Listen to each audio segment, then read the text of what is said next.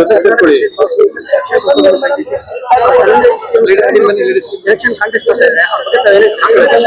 ನಮಗೆ bar council election ಅಲ್ಲಿ 2026ನೇ ಇಸ್ವಿಗೆ Dhananjay sir ಅವರು ಕಂಟೆಸ್ಟ್ ಮಾಡಿರೋದು ತುಂಬಾ ಸಂತೋಷ ಆಗಿದೆ.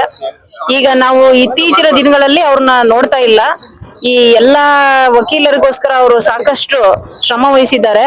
ಅವರ ಪ್ರಥಮ ಪ್ರಾಶಸ್ತ್ಯ ಗೆದ್ದು ಬಂದ ಮೇಲೆ ಏನು ಅಂದ್ರೆ, ವಕೀಲರದು ಇದೇನು ವೆಲ್ಫೇರ್ ಫಂಡ್ ಇದೆ ಅದನ್ನ 25 ಲಕ್ಷಕ್ಕೆ ಏರಿಸಬೇಕು ಅನ್ನೋದು ಒಂದು ಅವ್ರದ್ದು ಮಹತ್ವಾಕಾಂಕ್ಷೆ ಗುರಿಯಾಗಿದೆ.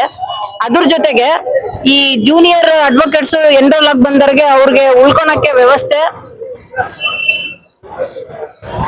ಮತ್ತೆ ಇಲ್ಲಿ ಲೈಬ್ರರಿ ವಿಚಾರಕ್ಕೆ ಬಂದ್ರೆ ಯಾವುದೇ ಬುಕ್ಸ್ಗಳು ನಮ್ಗೆ ILR, KLR, ಸುಪ್ರೀಂ ಕೋರ್ಟ್ ಡೈಜೆಸ್ಟ್ಗಳು ಅದನ್ನ ಸಹ ಜೂನಿಯರ್ ವಕೀಲರಿಗೆ ಓದಕ್ಕೆ ಮತ್ತೆ ಲೈಬ್ರರಿಯಲ್ಲೆಲ್ಲ ಫೆಸಿಲಿಟಿ ಮಾಡ್ಬೇಕು ಅಂತೇಳಿ ಬಹಳ ಮುತುವರ್ಜಿ ವಹಿಸ್ತಾ ಇದ್ದಾರೆ.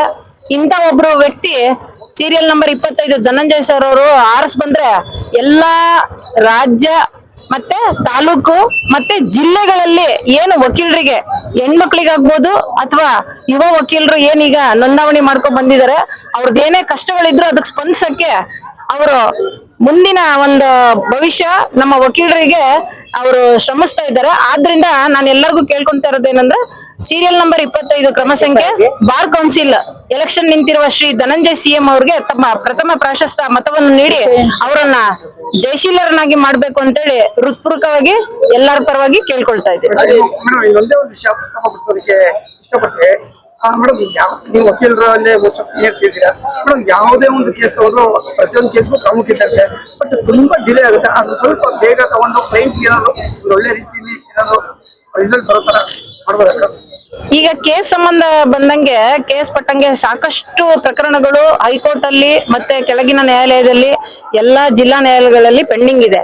ಇದಕ್ಕೆ ಸಂಬಂಧಪಟ್ಟಂಗೆ ತಾಲೂಕು ಕಾನೂನು ಸೇವಾ ಕೇಂದ್ರದವ್ರು ಏನ್ ಮಾಡ್ತಿದ್ದಾರೆ ಅಂದ್ರೆ PLC ಅಂತ ಮಾಡಿದ್ದಾರೆ. ಅಂದ್ರೆ ಪ್ರೀ ಲೀಗಲ್ ಕೇಸ್ ಅಂತೇಳಿ. ಪ್ರೀ ಲೀಗಲ್ ಕೇಸ್ ಅಲ್ಲಿ, ಪ್ರೀ ಲಿಟಿಗೇಷನ್ ಕೇಸ್ ಅಲ್ಲಿ ಏನಾಗುತ್ತೆ ಅಂದ್ರೆ, ತಾಲೂಕು ಕಾನೂನು ಸೇವಾ ಸಮಿತಿಯವರು, district legal service authority, national legal service authority ಅವ್ರು ಏನ್ ಮಾಡ್ತಾ ಇದಾರೆ ಅಂದ್ರೆ, ಯಾವ್ದಾರ ಒಬ್ರು ಅರ್ಜಿದಾರರು ಬಂದು ಯಾವ್ದಾರ ಒಂದು ಕೇಸಿಗೆ ಸಂಬಂಧಪಟ್ಟಂಗೆ ಅವ್ರ ಹತ್ರ ಒಂದು ಅರ್ಜಿಯನ್ನ ಕೊಟ್ಟಾಗ ಅದಕ್ಕೆ ಸಂಬಂಧಪಟ್ಟ ಎದುರುದಾರ ಪಕ್ಷರಿಗೆ ಇವರೇ ಕೂಡ್ಲೆ ಒಂದು ಮುತುವರ್ಜಿ ವಹಿಸಿ ಒಂದು ನೋಟಿಸ್ ಅಂತ ಏನಂತೀವಿ, ಅವ್ರಿಗೆ ಜ್ಞಾಪನಾ ಪತ್ರವನ್ನ ಕಳಿಸ್ಕೊಡ್ತಾರೆ.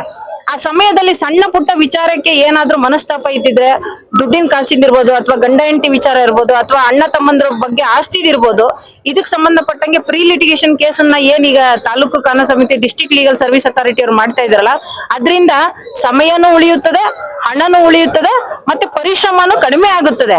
ಅದರಲ್ಲಿ ವಕೀಲರಿಗೂ ಸಮಯ ಸಾಕಷ್ಟು, ಕೆಲವೇ ಸಮಯದಲ್ಲಿ ನಮ್ಮ ಕಕ್ಷಿದಾರರಿಗೆ ನಾವು ನ್ಯಾಯ ಒದಗಿಸ್ಕೊಡ್ಬೋದು ಅನ್ನೋದು ಒಂದು ಒಳ್ಳೆಯ ಕೆಲಸ ಆಗಿದೆ. ಅದೇ ರೀತಿ ಕಕ್ಷಿದಾರರಿಗೂ ಸಹ ಸಮಯನೂ ಉಳಿಯುತ್ತೆ, ಶಾಂತಿ ನೆಮ್ಮದಿನೂ ಸಿಗುತ್ತೆ, ಮತ್ತೆ ಅವರ ಇಬ್ರು ಮಧ್ಯೆ ಬಂದಿರೋ ಏನ್ ಪ್ರಾಬ್ಲಮ್ ಇದೆ, ಸಮಸ್ಯೆ ಬೇಗನೆ ಪರಿಹಾರ ಕಂಡುಕೊಳ್ಬಹುದು.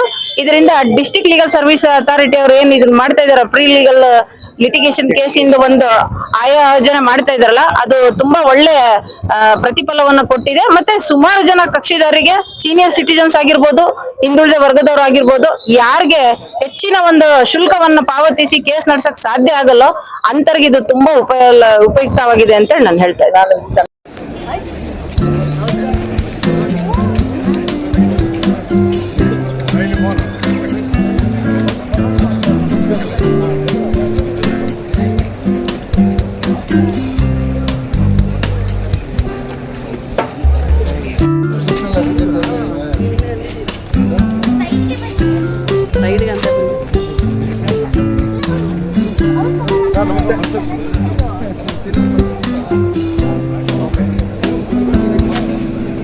ನೀವೇನಾದ್ರು ಮಾತಾಡಿ ಸರ್.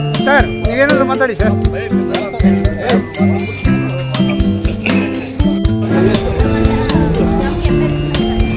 ಸಾಕು ಬಂದ್ರಿ